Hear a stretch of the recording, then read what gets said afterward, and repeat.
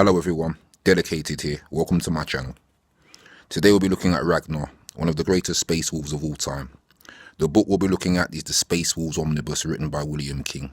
Specifically we'll be looking at Ragnar getting his Geneseed and finally being accepted as a space wolf. So let's begin.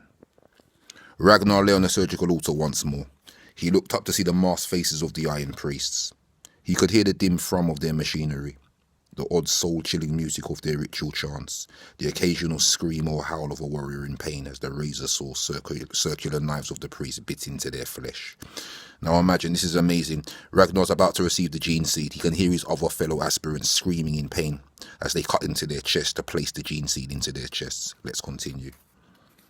At least he was still alive. Not all of the other aspirants were. Sven had returned, so had Stryborn, so had many of the others, but not all. At least 5, including Kjell, had not come back from the ultimate test. Ragnar forced the thought of Kjell to the back of his mind. He did not like to think about it. Kjell had been the closest thing to a friend he had possessed among the other aspirants, and now Kjell was gone. Now think about this. Ragnar's gone through his training with this guy, been taught how to fight alongside this guy. Now he's gone, and he's thinking to himself, how can he get through the process without his friend? Let's continue. Ragnar took another deep breath and strove to remain calm. The beast, the animal side of his nature, did not like this. It hated being strapped down, caged, subject to the will of the others. It did not like this business at all. There was nothing he could do. He turned his head fractionally and saw that one of the high Iron Priests was approaching. He held a glass chalice reverently in both hands. In it was a pulpy, fleshy thing, from which emerged various nodules and tubes of tissue.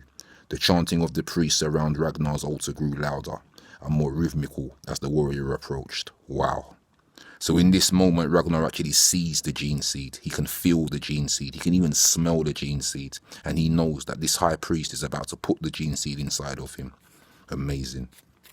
This was the Geneseed, Ragnar knew, remembering the things he had been taught over the past few weeks. This was the master component that controlled all the others and would enable his transformation into a full space wolf. It would enable his body to adapt, and it would control the host of the other implants that the Iron Priests were going to place within his flesh.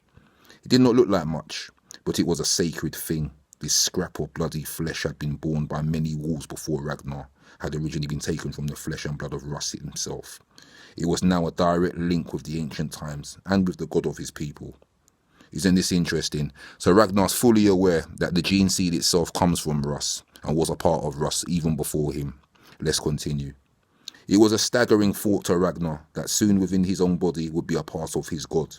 However, it was something that all the other space wolves possessed and went a long way towards explaining the superhuman attributes they possessed.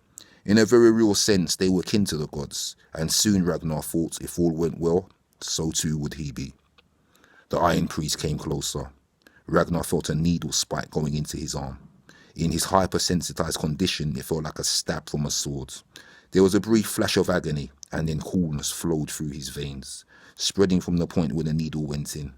In moments he was relaxed and numbed, and aware of his body as a remote and distant thing. It was as if his soul floated on a cloud of ice and looked down upon the things that happened to his flesh. He felt his skin shake, and a soft pressure on his chest as one of the Iron Priests reached forward and cut him with a ripsaw. Flesh parted, blood flowed.